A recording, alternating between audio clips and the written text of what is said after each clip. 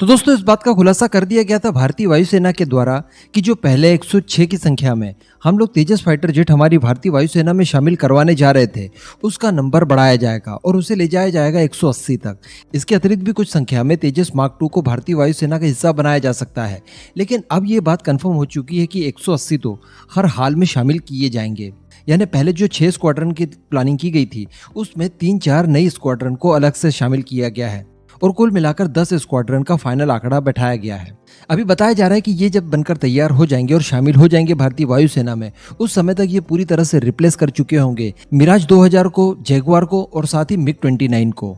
तो कहने का मतलब जो हमारे पास स्क्वाड्रन खाली हुई होंगी उन्हें हम लोग रिप्लेस कर देंगे इन सब फाइटर जेट से।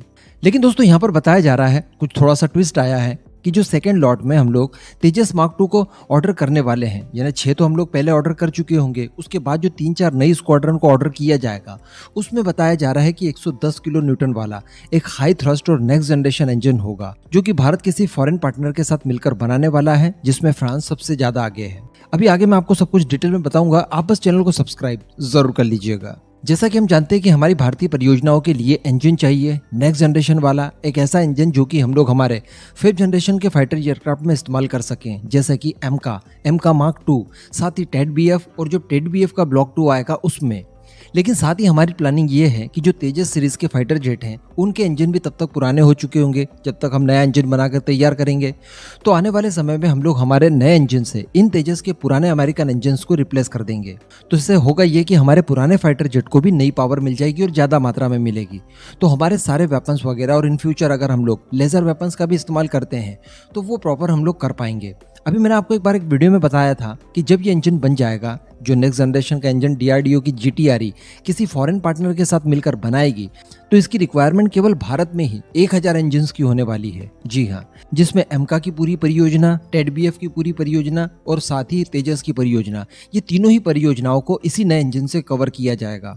तो कुल मिलाकर 1000 की संख्या में हम लोग इस नए इंजन को एक्वायर करेंगे। तो कहने का मतलब ये बहुत बड़ा आंकड़ा है, हमारी सारी रिक्वायरमेंट ये फुलफिल कर देगा। इसके अलावा जो अलग स्पिन अप प्रोग्राम चलेंगे इसके, वो अलग, यानी इसके जो टर्बोफैन वेरिएंट बनाए जाएंगे, ड्राई वेरिएंट बनाए जाएंगे, जो कि हम लोग हमारे अलग अलग यूसीएवीज में इस्तेमाल कर पाएंगे, वो सारी चीज़ें अलग और वो सारी रिक्वायरमेंट अलग। लेकिन जो 110 किलो न्यूटन का होगा वो हम लोग हमारी 3 सबसे बड़ी बड़ी परियोजनाओं में हर हाल में इस्तेमाल करने वाले हैं, जिसकी संख्या 1000 तक जाएगी।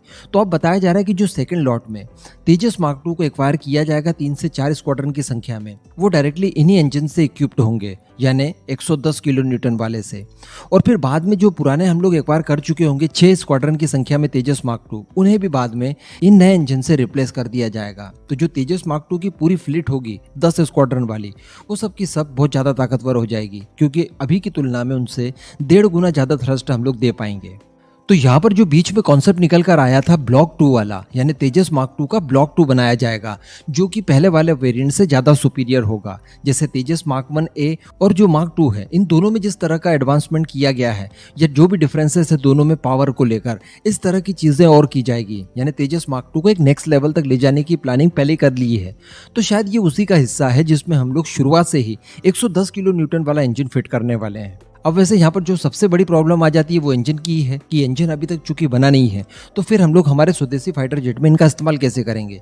तो मैं आपको बता दूं कि काफ़ी जल्दी इसके लिए भी डील अनाउंस कर दी जाएगी। एरो इंडिया 2023 जब होगा, संभवतः उस दौरान हमारे फॉरेन पार्टनर का नाम अनाउंस कर दिया जाएगा और संभवतः यहाँ पर फ्रांस की साफरान ही होने वाली है, जिसके साथ मिलकर भारत की जीटीआरई इस इंजन को डेवलप करने वाली है। बाकी तमाम जो इसके लिए फैसिलिटीज वगैरह चाहिए वो मैं आपको अलग अलग वीडियोस में बता चुका हूँ। वो भारत में तैयार करने की पूरी शुरुआत हम लोगों ने पहले कर दी है। इसके लिए फंड वगैरह भी आवंटित कर दिए गए हैं, तो विशेष कोई दिक्कत नहीं जाएगी। जैसे इंजन की डील साइन होगी, ऑलरेडी इंजन तैयार होगा, उसका डिजाइन वगैरह, तो साइन करते ही ये अपने सेकेंड फेज में पहुंच जाएगा। उसके बाद केवल इसे तैयार करना होगा कुल मिलाकर, और फिर बाद में डेवलपमेंटल परीक्षण के बाद इसका सर्टिफिकेशन करवा कर ये इस्तेमाल के लिए पूरी तरह से तैयार होंगे। तो यही था आज का वीडियो। इस पूरे मुद्दे पर आपका जो भी मानना हो नीचे कमेंट करके जरूर बताइएगा।